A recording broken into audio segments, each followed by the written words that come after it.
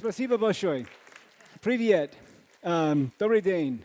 Меня зовут Misha Sapoznikov. And now I've exhausted the Russian that I know, so the rest of my talk will be in English. Now, I see the challenge before me is very, very difficult because most of you have just eaten lunch, which means I need to keep you awake by being interesting.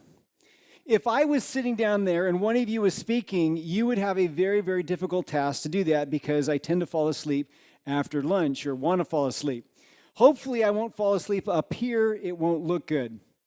So again, hopefully I'll keep you interested. Again, my name is Michael. I work on the JavaScriptCore team at Apple. So JavaScriptCore is part of the WebKit open source project. There's the URL right there. You can go to that right now, and you can look at the source code. You can see what we've been doing or not been doing. And you can even download, and there's some other directions you need to follow to be able to build, and you can contribute to our project. It's my hope that my talk will provide you with some insight as to how the JavaScript code that you write, how we take that, compile it, and execute it in an optimal way in JavaScriptCore. Many of the techniques that we used are used by other JavaScript engines, so there's going to be some overlap. Although it's quite likely that the terms that they use, the things that they call things, are different than what I'm going to use in this talk, but there's a lot of overlap. After an introduction, I'm going to focus on the 4 tiers that make up our core JavaScript engine. We'll talk about why we have all those tiers, how we use them, and how we move code while it's running between tiers, and we actually go both ways. We go up and we go back down. The rest of my talk will focus on some of the optimization techniques that we use. Many of those techniques allow us to optimize JavaScript, which is a dynamically typed language. We're able to optimize it as if it was a statically typed language through these optimization techniques. So let me provide a little bit of background about JavaScriptCore. It is the engine that we use, obviously, in Safari for executing JavaScript. But it goes far beyond that. We use it for a lot of different apps, both inside Apple and as well as third party. For example, we use it on books, we use it in music, we use it in iTunes, the Siri folks use it, and we use it on all types of devices, big and small, that we sell. Third parties use our engine, and they use it to execute JavaScript either standalone, they just want to execute JavaScript, or in a web context. As an open source project, we have other open source contributors, and they're using JavaScript for a variety of things. Set-top box, I know that they use some specialized browsers. I've heard that some companies using it for in-vehicle systems. We were talking about this recently. One of my coworkers says, oh no, we're going to crash a car or something. So the other thing is that some open source contributors, they take JavaScriptCore and they customize it for whatever their clients want. So let me give you some history. JavaScriptCore was a fork of the KDE JavaScript engine in 2002. And in 2002, it was 37,000 lines of code in like 90-some files. And I looked, there was 0 tests in that source repository. The majority of JavaScriptCore is written in C++. And that's a good thing because I'm a much better C++ programmer than I am a JavaScript programmer. I really like types. So it works really good. And we had a discussion at the panel yesterday about the TC39 panel about types, and I said, well, it's not likely that JavaScript's going to have types, but I like types. Now, in addition to C++, there's other languages that we use. For example, we use Ruby, and we use Ruby for our bytecode generator. We have our bytecode in a bunch of Ruby files, and we generate some code with Ruby. We also use Ruby to compile and assemble our low-level interpreter, which I'll talk about shortly. And then we use it for some WASM generators. We have some Python. We use that for doing some generators, code generators in the regular expression engine, as well as several generators for our inspector, our debugging tools. And I think there's at least still one, there may be more, Perl script that nobody likes to touch. Today, JavaScriptCore is over 600,000 lines of code. If you do the math, that's 16 times the size it was in 2002, 17 years ago. And you can see that there's, how many files we have. It's just huge. is interesting when I was preparing this talk and found how much code we actually have. Another interesting thing is the amount of tests we have. We have far more test code than we have actual source code for the engine. Now, we've written some of that, but we've also borrowed, we haven't stolen, we borrowed tests from other companies, including Mozilla and Microsoft, as well as ECMA's 262 test.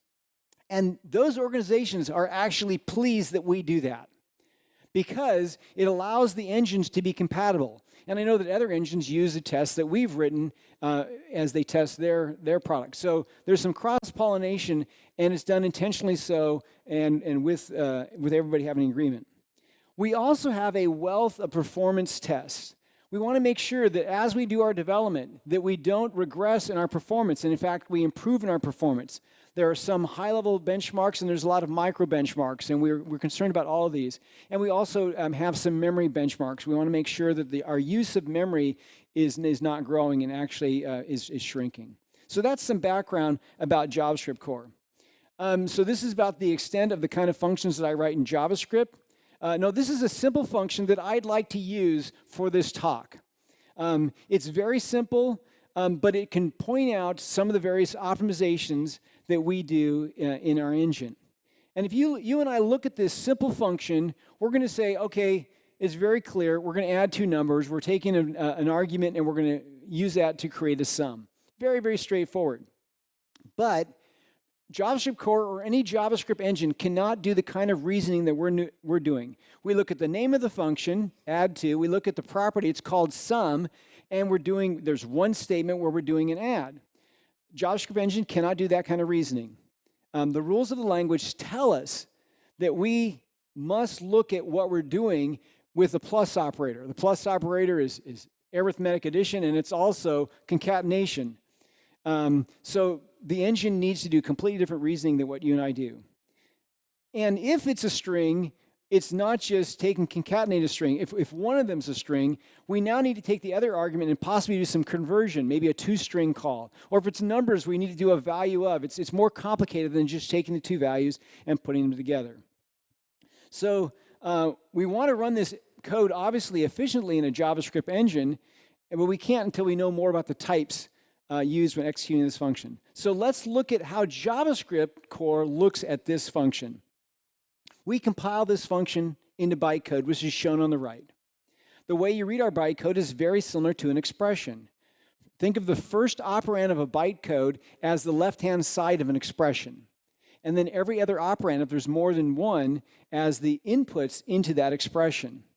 The various opcodes have different number of and different types of operands depending upon what they do. I'd like to focus right now on one bytecode, and that's the add. Again, the way you read this bytecode is just like an expression. We're going to take lock6, whatever that is, and arg2, and we're going to add them together, whatever add means, and then we're going to store the result in lock6. Now, if one of these is a string, as I said, we need to do a string concatenation. And there's more details of string concatenation that I don't want to focus on. I actually like to focus on the integer case, because that's probably what this function is going to do. So if the case is that lock6 and arg2 are not strings, then we can do an arithmetic operation on it. And the way we do that is we actually make, according to the spec, we do a two-number call, and then we perform the addition, and we put the value back in lock6. And the next time we call this add2 function, guess what? We got to do the same kind of checks. Are they strings? Is either of them a string? If so, we got to do the string concatenation case. And if they're not, we can finally get to the case where we're actually going to do the arithmetic operation again. Each time we call the function, we got to do these checks. And that's just the way the language is written because it's dynamically typed. And it could be the case that someone will call this with a string. I don't know what you get with sum. It'll turn it into a string, but that's what we have to do. Now, we can actually restructure the way that we do these tests for this add bytecode by favoring what we think will likely happen. We can't totally eliminate the other case, but we can favor it. And we do that with what I call the fast path, slow path pattern. Here's a simplified functional implementation of that add bytecode. With an inline 32-bit integer fast path, And it actually makes sense to structure the bytecode this way because when we do addition, we think it's quite likely that it's going to be a numeric operation that we're going to do. Those numbers are typically 32-bit range. The specification of the language supports that, and typically that's the range of numbers that we're talking about, although we obviously can go higher with JavaScript. It talks about numbers that go into floating point values. But the other reason is because integer arithmetic is actually pretty fast on a CPU, as opposed to floating point arithmetic. So we also want to favor it from that aspect. So we add this fastpath. Fastpath does the check for 32-bit integers, and if it's not 32-bit integers, then we're going to call it to some sole path, and it's going to do the whole kind of check that you would have according to the specification, checking for strings, maybe doing a two-string call, and so on and so forth. Now, fast paths are typically inline, while the slow paths are typically an out-of-line call, a call to another function. We use this pattern throughout the engine. It's very, very common. Now, I'd like to talk about the various compilers that we have in WebKit with a focus on the 4 tiers that we use for JavaScript. And so here we are on the agenda. Yeah, it's time to talk about our compilers, which is what this talk is all about, or what we call our tiers. So here's a quick overview of the interpreters and JITs that we have in WebKit. Now, with the exception of the CSS JIT, which is down at the bottom right here, the CSS template JIT, all the other compilers and interpreters are in JavaScriptCore. These are color-coded. The interpreters are colored green. And then we have template JITs, which are blue. The partially optimized JITs, they're this purple color. And then the full optimizing JITs, they're red. You add them all up, we have 3 interpreters, 5 template JITs, and 4 optimizing JITs. Just to show you, a week ago, I wouldn't have the WASM interpreter. It landed in source last week. So now we have a new tier for our WASM side. Now, you might say that we like writing interpreter and JIT compilers, and that's probably true. Like I said, we just wrote a new one last week.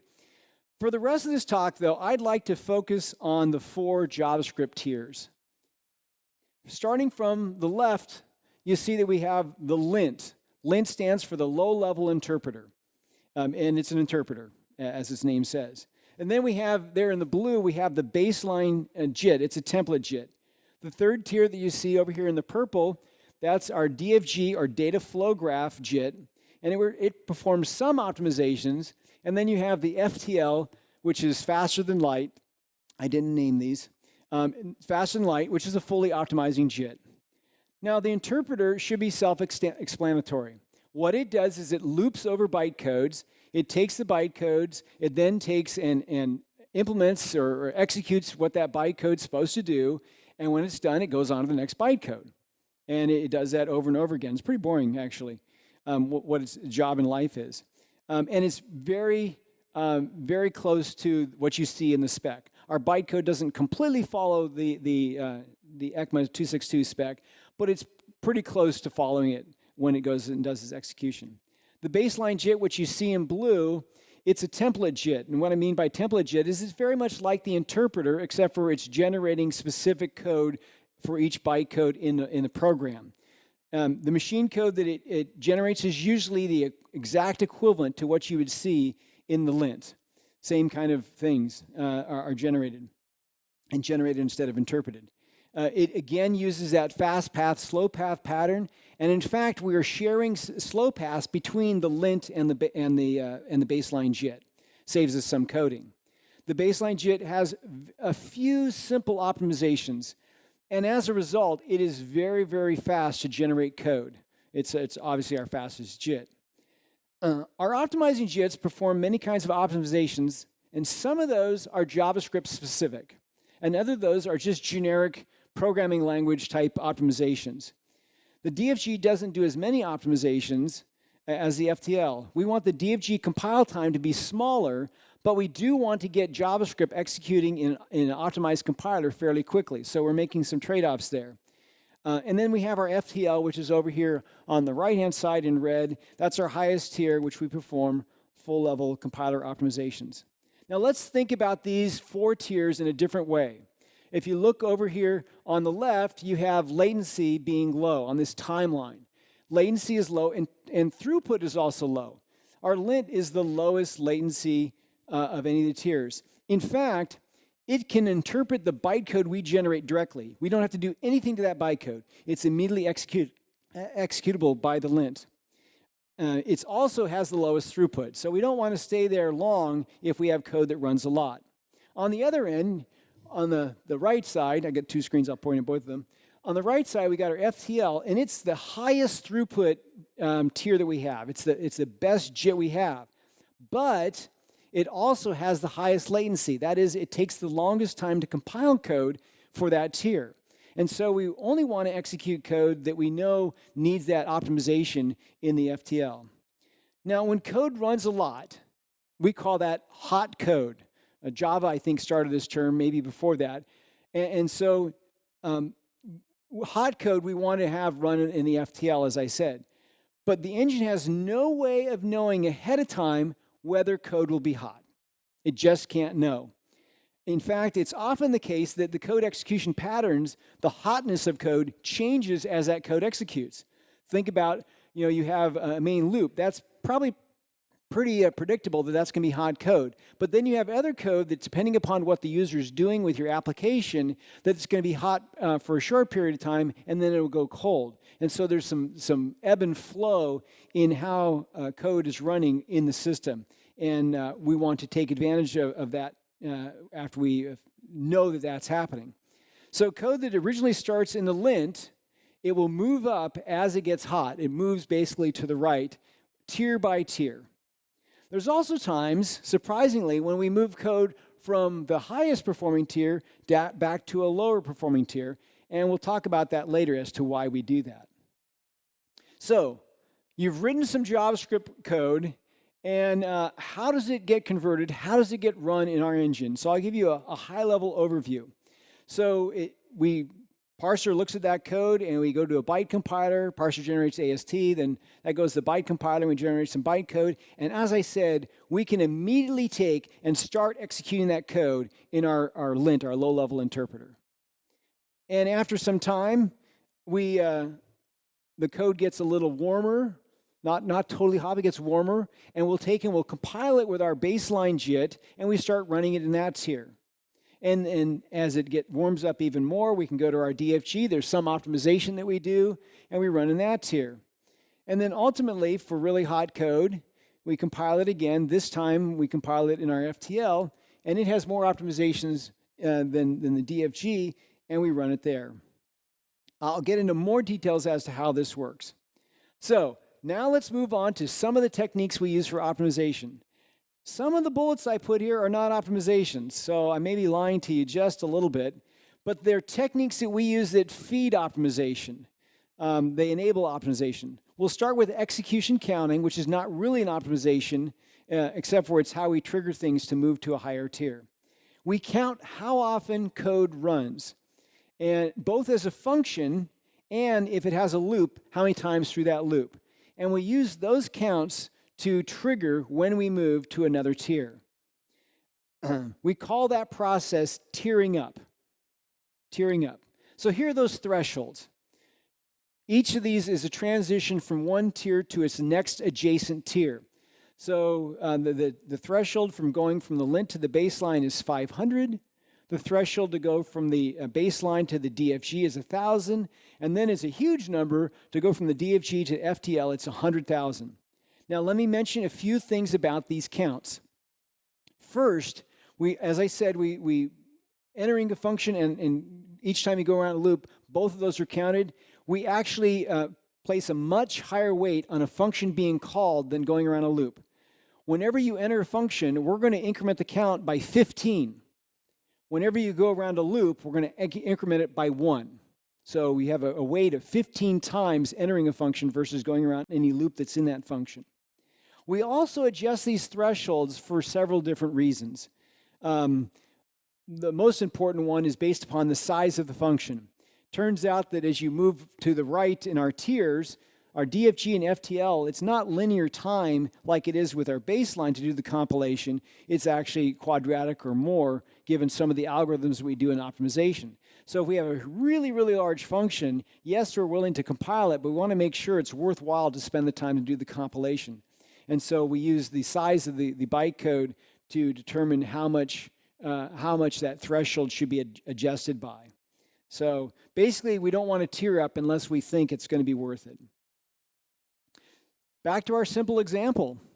The enter bytecode is where we update the function's execution count. And as I said, we're going to increment it by 15.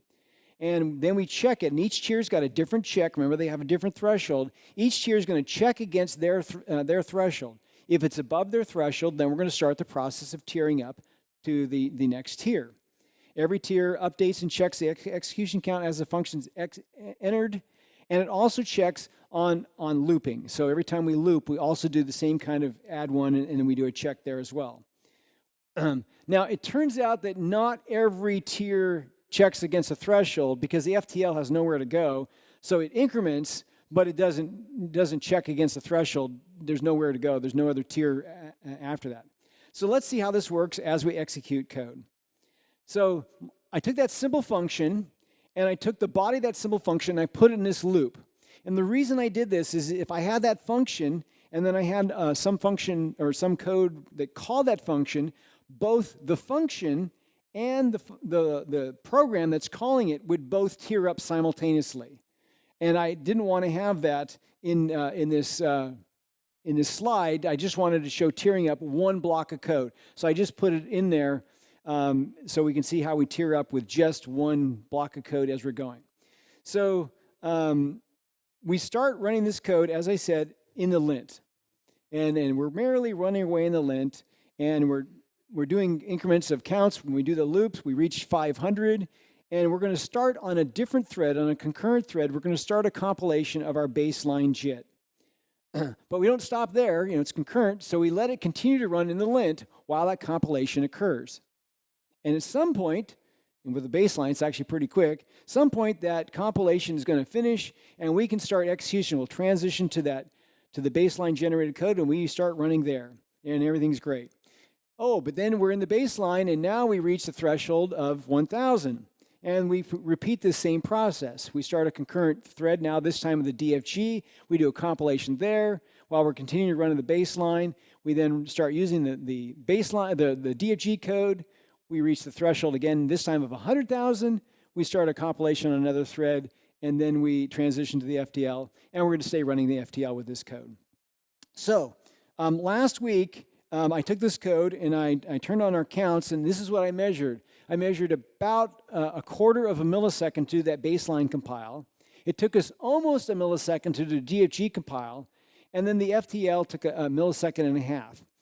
You can kind of see that this is not linear. If we had a much more sophisticated function, you'd see that it's not linear. It grows actually quite a bit in the FTL. So that's how we use counting triggers to tier up. Now let's talk about this thing called OSR. And as I said, some of our other companies that have JIT engines, they don't call it this. This is what we call it, OSR, or on-stack replacement. In a nutshell, OSR is the process where we move values around from the current running tier to the location they should be in the next tier so that we can continue processing.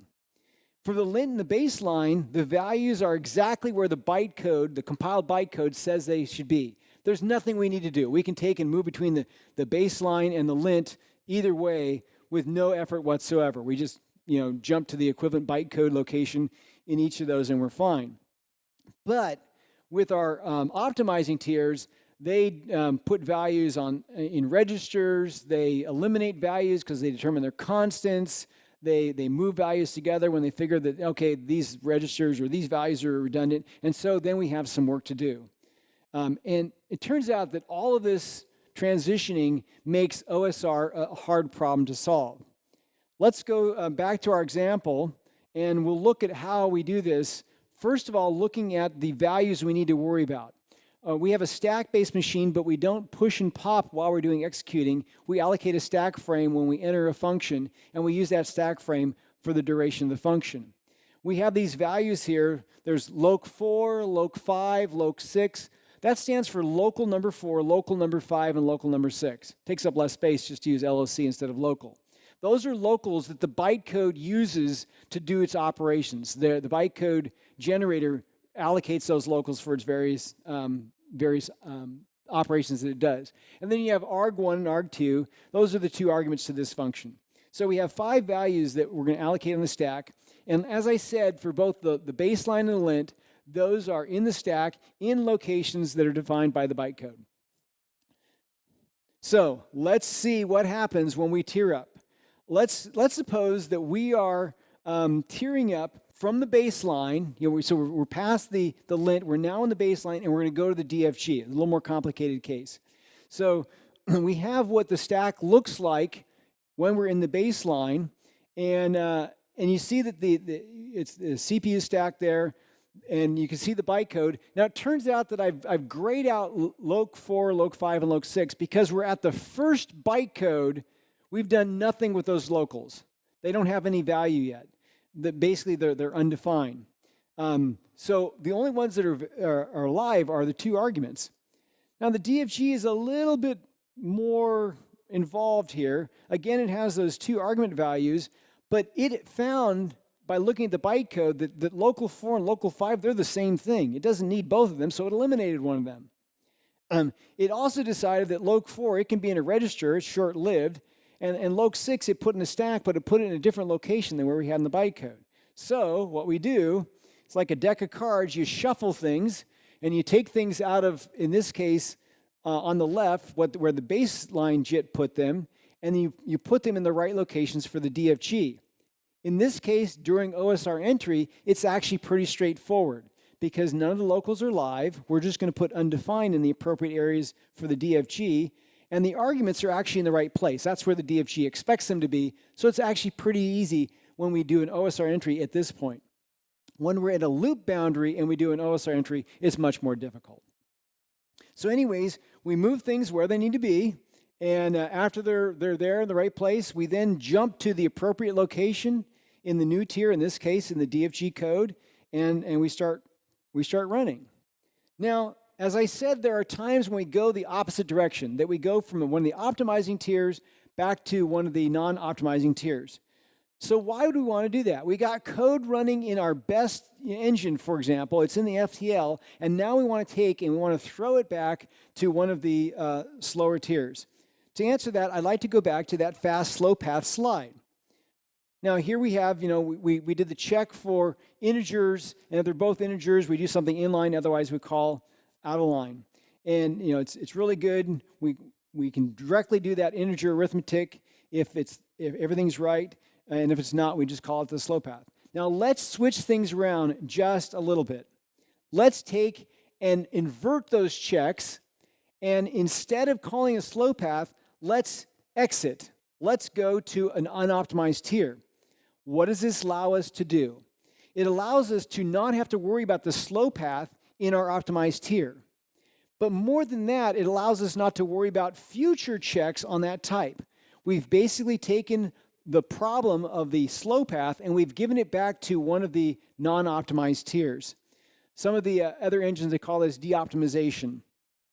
The exit checks only need to be performed once, and we can restructure this a little bit so that we actually do the checks outside of the bytecode, and these checks basically protect any future bytecodes along the same code path. So again, we only do this once. We call this OSR exit. And given the overhead of OSR, we actually want this to be kind of rare. So now let's look at what this, in reality, we'll go to that add bytecode that we have in that sample function I started with. And for whatever reason, we want to transition to one of the lower level tiers. Let's say we're in the FTL, and we want to take and transition to either the baseline JIT or the lint. We probably failed one of those type checks, and so we do that OSR transition. Typically, we do one or more checks, and they fail, and as in this case, and we're going to go back to that same kind of destination, and now we see that loc6 is alive, so we got to handle loc6, where we didn't have to handle it in the OSR entry case. And we're coming from the DFG. So again, the DFG, it has the arguments at the same location. We don't need to do anything with those. But loc6, we need to move it. And loc4, we need to pull out a register. And loc5, the DFG moved those together, loc4 and loc5. So now we actually need to copy and put that in loc5. And so we may have to do some kind of transformations there. We actually know what values are needed, and so we don't move things that are not needed. In the case of the baseline, we may be at the case in this function in the bytecode where we don't need loc4 or loc5 anymore, so we don't do anything with it. We just put undefined there. So after the stack is all filled in, as we expect now on the left-hand side in the baseline JIT, we jump to the appropriate location in that JITted code, and away we go. Again, we call this OSR exit, and we use it actually for more than just type checks. Some of the other reasons we would use this for would be like divide by 0. We don't want to handle divide by 0 in our optimized tier. Arithmetic overflow, we're doing integer arithmetic, and now we exceed 32 bits or whatever. An out of bounds array access, a TDZ failure. There's a bunch of different things that we use OSR exit so that we don't have to put that kind of logic in the optimizing tier. So again, yeah, we do this shuffle and we move on. So that's counting triggers and OSR exit and OSR entry. Now let's talk a little bit about profiling. So you still with me? Everybody still with me? Everybody's awake? Good, it's good. Okay. I'm starting to get a little drowsy, but hopefully you're not. So we'll move on to profiling. And while it's not an optimization technique, profiling is some of the information that we need to do some other optimizations. So let's talk a little bit about profiling. You look at those 4 tiers, and the first 2 tiers, they execute most of the profiling. Not all, but most of the profiling. And the optimizing tiers, they use that profiling information. They use the statistics that we generate, and they use it to their advantage to be able to do optimization. Now, there actually is some profiling that goes on in all tiers. There's also the counting that goes on. That's profiling information, and every tier does counting. Even though, like, for example, the FTL doesn't do anything with the counts, those counts may be used in subsequent optimization triggers. So we generate that in all tiers. The 2 right tiers, they do some speculation, and I'll get in that in a second. And as I said earlier, they do OSR exit primarily. We do OSR entry, and I don't have that on the diagram here. But we use profiling for this information to go forward and then to profile to go back. So our profiling is simple. It's very, very low overhead. We record values, types, we record flags, we increment counts. We believe that this profiling, when repeated often enough, is sufficient for doing the kinds of operations that we're looking to get out of profiling. At various points, we take this profiling data and we cook it just a little bit. For example, let's suppose we've seen multiple types at a particular location. We turn those types into a set. So we create a set. Those sets are done as bit masks, and the reason we do that is because it's really easy to compute. They're small. We can get them with one memory access. All types of our profiling data, I was trying to think if there's any types I couldn't think of, but all types that I can think of, we can all fit them into one machine word or less, so we can access them with one memory access, or in the case of an increment, a read, an increment, and a write. So it makes them very, very fast, very few instructions to implement.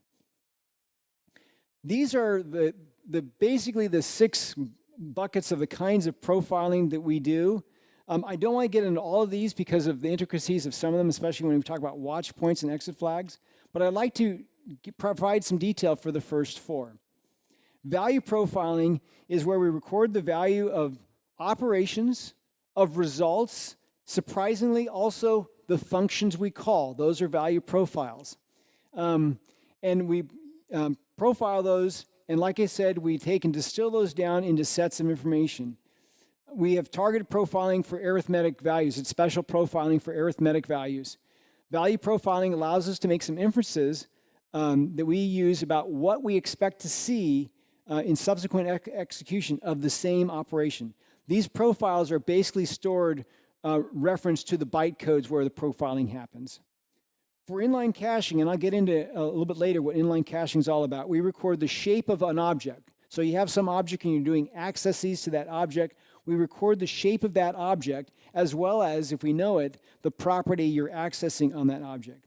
And we can do this not only for monomorphic access, we can also do this for polymorphic accesses. So we can record up to 8 different shapes of an object, and we can optimize those, doing a binary search on what of the 8 shapes you're trying to access a property, what kind of object you're trying to access a property of, and we can do those all inline. Not only do we collect this information, this is kind of interesting, this is one of the optimizations that we do in our lint and our baseline. Those tiers collect the profiling information we use to create IC caches, but they also implement the IC caches, and I'll show you how we do it. It's actually pretty interesting how cheap it is. This makes the cost of collecting that information actually a win, because after we collect that information, we can immediately use it. And so instead of taking a performance hit for doing the collection, we can take advantage of that while we're still in those lower level tiers. Type cases include operand types, maybe arithmetic overflow or some other special cases that we encountered. These are just flags. We've seen this once. Okay, we need to be aware of that in the future, and so we set a flag. Case counts are counting how much certain cases happen. Remember I said that we use this pattern of slow path, fast path, slow path. In our baseline JIT, we count how many times a slow path is taken. We count every one of them. It's just an increment, but we count them. And by doing that, we know whether or not we need to take into account those slow paths when we use the optimizing compilers. So we'll emit the slow path, or the calls of the slow path in the optimizing compiler if we have sufficient counts to warrant it. We take much of this profiling data and we use it to perform what I call speculations in the code. We use speculations in our optimization to transform dynamic code, dynamically typed code, into basically statically typed code paths. Speculation also allows us to eliminate redundant checks for type information. So this is a speculation check. This is what I described earlier as to why we would go backwards in our tiers. It's basically a speculation check is what we're performing. We have a lot of these. This one is, for example, we're looking whether or not something is a 32-bit integer, but we have not only singular, is it an object, is it an array, is it a contiguous array, is it a regular expression, blah, blah. We also can look, is it a Boolean value or an integer, or is it an integer or a double? We can do those kinds of speculations. And based upon the speculation check, we're able to make some optimizations past those speculation checks. So again, back to our simple function, our lower tiers, they use a fast path, slow path, but when we get to an optimizing tiers, it's as if you entered in some speculation checks, which looks something like this. Obviously, we're not changing your source. We're doing this in the code we generate, but this is basically what it looks like. So we're speculating, okay, is that property o.sum, is it an integer? If it is, remember that speculation check is actually going to exit. It's not going to return. It returns, if it is an integer, it goes down to the next speculation check or the subsequent code. So we do this, and now when we get down to that final statement there, when we actually do that add, we know we are doing 32-bit arithmetic. We don't need to worry about any other special cases, no string concatenation or anything like that. So that's pretty cool. But let's suppose that our function was a little bit more involved, that not only did we want to keep the sum of the values that we saw, we also wanted to keep the sum of the squares of the values because we're doing some kind of probability and statistics on the values that we're keeping. So you would think that we have to do the speculation check, but no, we've actually taken and we've done that speculation check on V already. It's redundant. We eliminate it, and now we have eliminated several instructions to do a compare in a possible branch, a branch that we would never take. Now, if we passed in a value to the function, let's suppose we passed in a double for V, and we were doing this kind of speculation check, the first speculation check would catch it, and we'd be fine. We'd be fine. And now we'd handle that in one of the lower level tiers, which handles the full semantics of the language, and we're good to go. Speculation is basically a bet. You are betting on the future where the code you're at. And you're betting basically that a particular value is a certain type, a certain range, or something like that. By speculating, we can narrow down the code that we generate after that speculation check. And if you win the bet, it's great. It's great. You've reduced the amount of code you need to generate, and therefore you can get some performance boosts. If you lose the bet, you're going to OSR exit to an unoptimized tier, and you're going to lose big. You're going to lose big on the bet because you have the actual cost of doing the exit, and then you're now in an unoptimized tier that's going to do the whole fast path, slow path thing. But profiling allows us to win that bet. Without profiling data, speculation would just be a wild guess. Just be a wild guess. Now, we only speculate if we think we have sufficient profiling information to believe that we're going to win every time. Put another way, we actually want profiling data that says we shouldn't speculate, that hard tells us we shouldn't speculate, because then we know that we won't speculate, and we'll do, we'll do a more generic fast path, slow path kind of thing. With profiling across hundreds and hundreds of runs of your code, we're able to increase those odds dramatically. I'll spare you the math, but we typically look at speculation that succeeds over 99% of the time. It's 99.9 something. It's like 99.95 in the benchmarks that we run. Now, with all this, we don't stress when a speculation fails, as we expect it to be quite rare. So what happens when a speculation check fails? I talked a little bit about OSR exit. Let me get into a little more details. There's kind of an immediate result when a speculation fails, and then there's kind of the long term. The immediate result is that we record the failure. That's actually profiling data. Hey, we failed on a speculation, and we had profile data that said we never failed there. So now we have a counterexample that you need to handle this case. Then we generate the OSR exit sunk, the code that actually does the shuffling and then ultimately jumps to the new code. We don't generate that ahead of time. We only generate that as needed. In many programs, there's maybe hundreds of exit points, and we'll only see like 1 or 2 total in the process of doing that. And we only generate it if we haven't generated it in the past. We could actually reuse this code. As I said, that thunk does the shuffling and jumps, and away we go. And then we continue executing the code in a full JavaScript semantic tier, either the baseline or the lint. And we just added the capability of going back to the lint, so we can throw away some of the baseline code. And then as the long-term thing is, as the code continues to run in the lower level tier, we gather more profiling data. We tier up as we did originally, and we tier up actually to the same JIT code. We don't replace it. We think that there's a possibility that this OSR exit was rare, and so we don't throw away the code. And if we exit for the same reason, we count those. That's one of the things we count.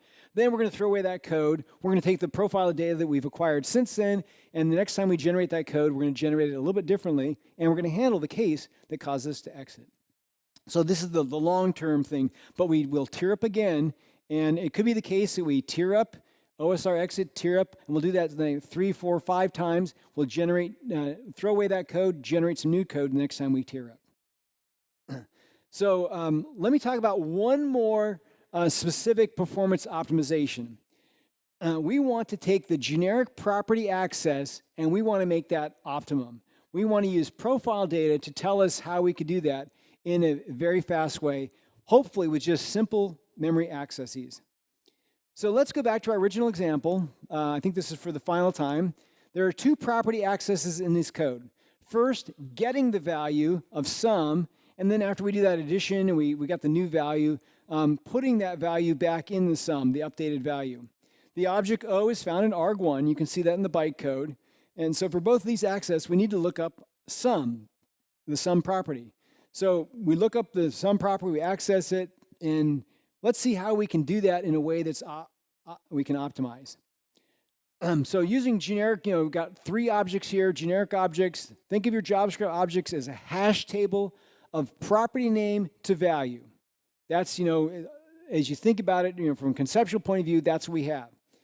To access one of these, whether you're doing a get, o.x, or you're doing a set, o.x equals something, you're going to do that hash table lookup, and you're either going to read a value out of the object or you're going to write a value.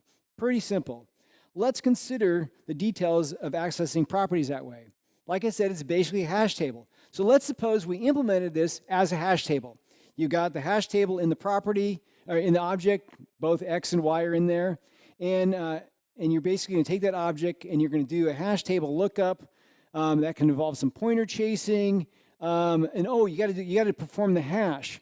If you think about a property, X and Y, that's pretty easy to hash. But let's suppose your property has a real long name.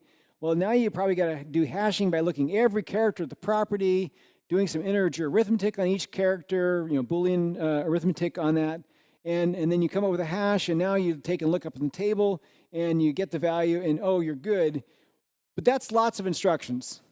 That's not something that we're going to inline. It just won't perform fast enough. So we don't implement it that way.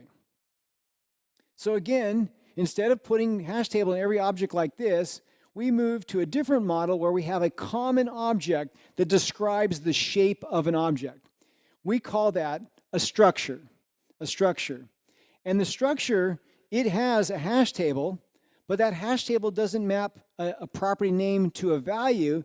It maps a property name to an index in the memory that we use to store the object. So we've abstracted out the shape of the object, and we put it in the structure. Another interesting thing about the structure is there is only one in the system for an objects that have the same properties. So in this case, X and Y, there's only one structure that has X and Y. If we add a Z to this, we're going to get a new structure, and it's going to be different. So now let's see how we implement this concept for using our object model in memory. So this is our object model. Each object can have either one or two pieces of memory. The topmost piece of memory, every object has something like that, and it changes based upon how many properties and a few other things. In some cases, we have a second piece of memory, and each of these pieces of memory, we allocate them in 64-bit chunks. Makes it easy for our memory allocator, for our garbage collector. It also makes it pretty easy to access them. We index them using 64-bit accesses. So we have that structure ID. That's the first thing that we have in every object. Pretty easy. You got an object pointer, just read the first 32-bit value. There's your structure ID. And then we also have what we call inline slots. Those are statically configurable. When you allocate an object, in this case our X and Y, we know there's two properties. And so we allocate space for two properties inline. And if there's no other properties added, we won't even access the secondary data structure that you've seen down below. But if we do have, let's say we add a Z or something else, we add more properties, well then we're going to have to allocate some space, and we'll point to that with the add-a-line pointer. The other thing that we use this secondary data structure for is for arrays or array-like accesses. This is where we put array data, index data. We have the length and the public length and the actual length of memory we have, as well as the actual storage for that. So if an object never changes shape and it doesn't have any array indices, we'll never allocate that secondary storage. So now with that background, let me describe how we do property accesses.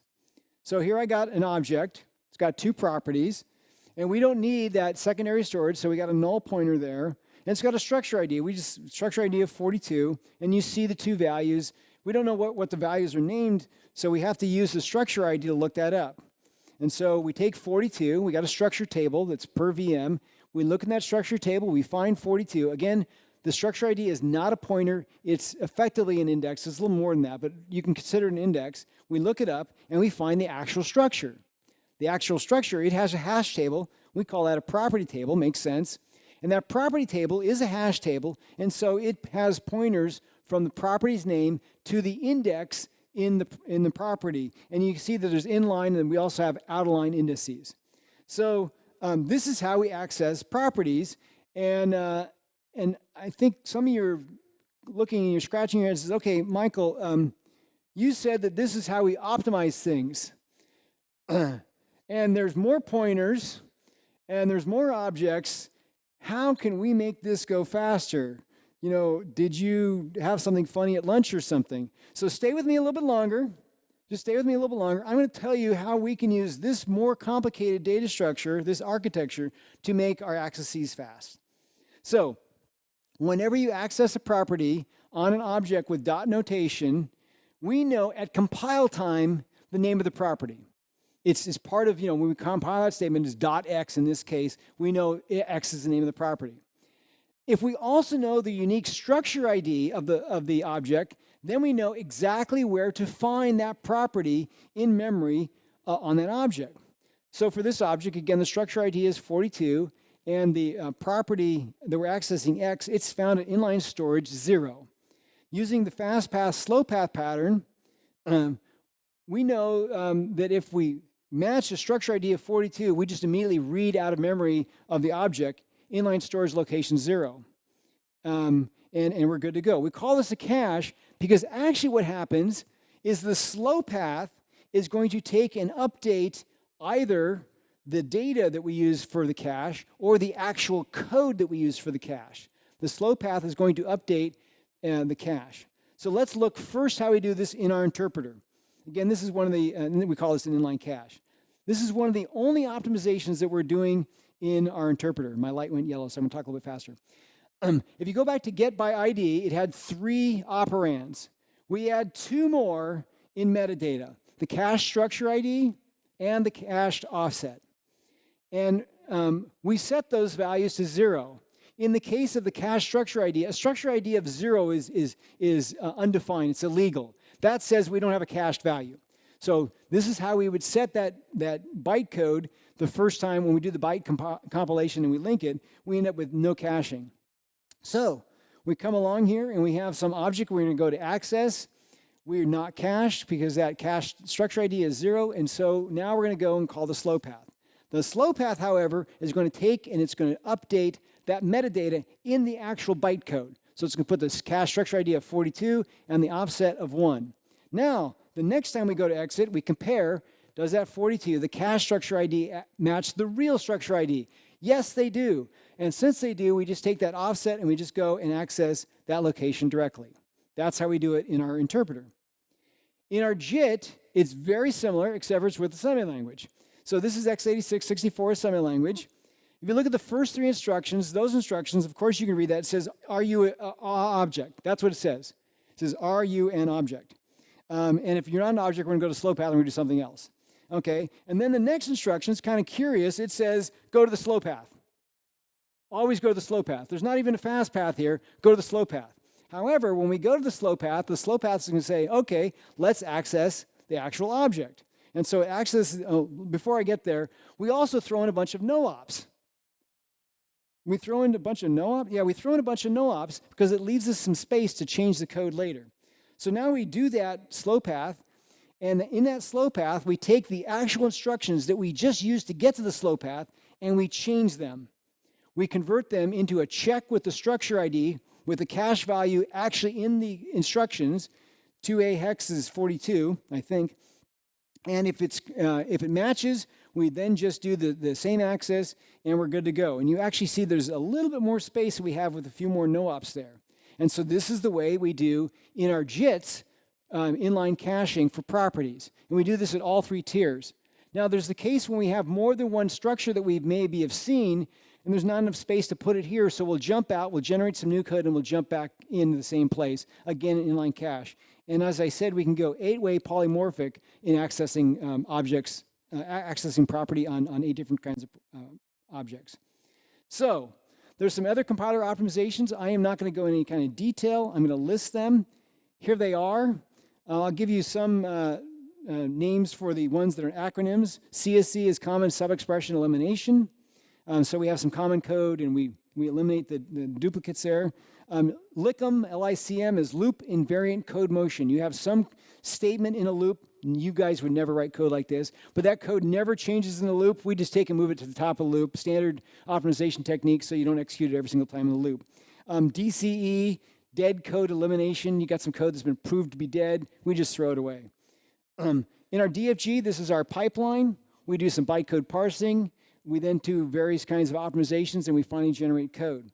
For our FTL, we do the same DFG code path with some different switches because we know we're generating from the FTL. So instead of, for example, doing local common sub-expression elimination, we do global.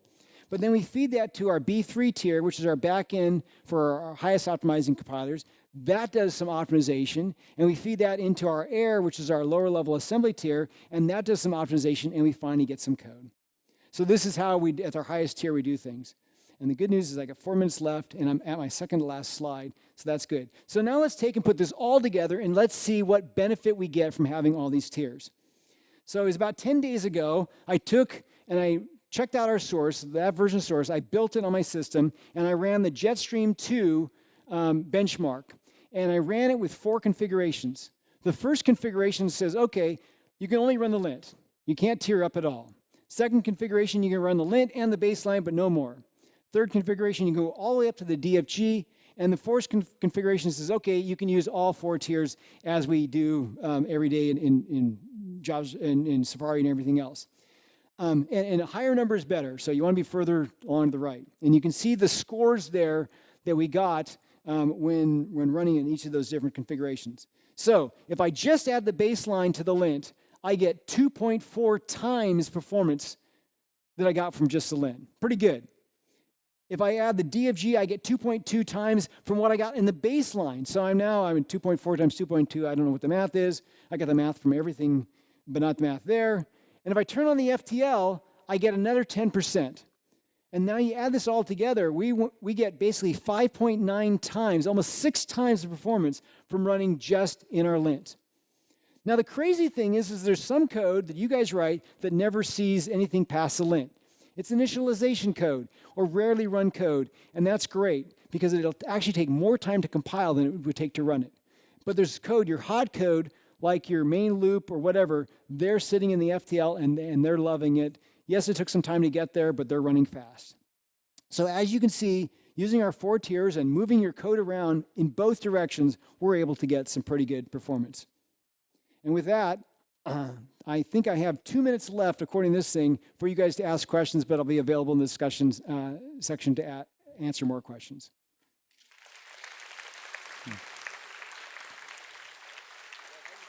You got some questions for me? Oh, we have like tons of them. Tons of questions. Uh-oh.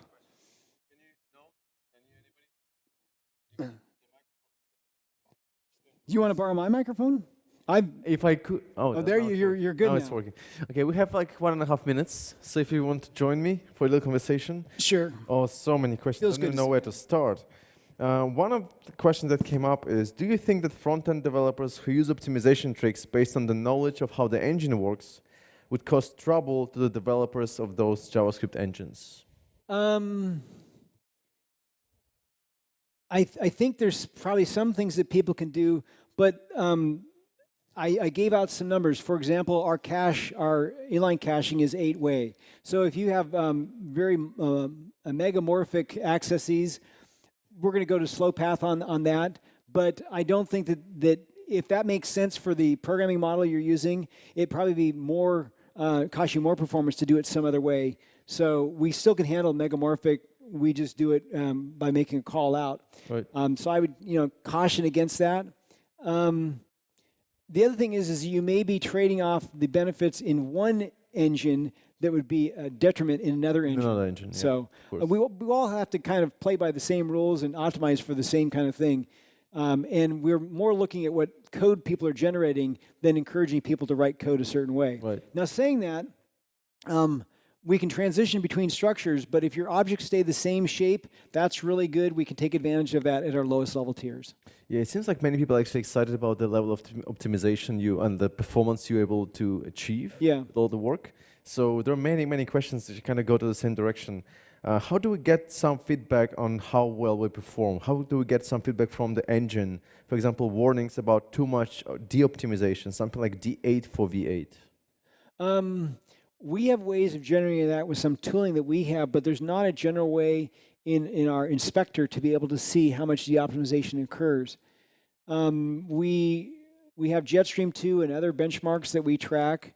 We're looking, if we see a function that gets de-optimized like 6 times or so through a run, that's a lot. And we're personally going to look at that. And we do that quite often. We'll take, as we add things to benchmarks, we take and look, hey, how many times are we exiting and why? And, are we in an exit fire, exit storm, how we deal with that. But we don't have a way that we export that to developers to be able to see. Okay. So unfortunately. So we're totally out of time. Unfortunately, we could just speak for hours. There are so many questions coming in. But there is one thing that came up quite a lot as well, is you seem to be a big fan of SVN in 2019. Yes.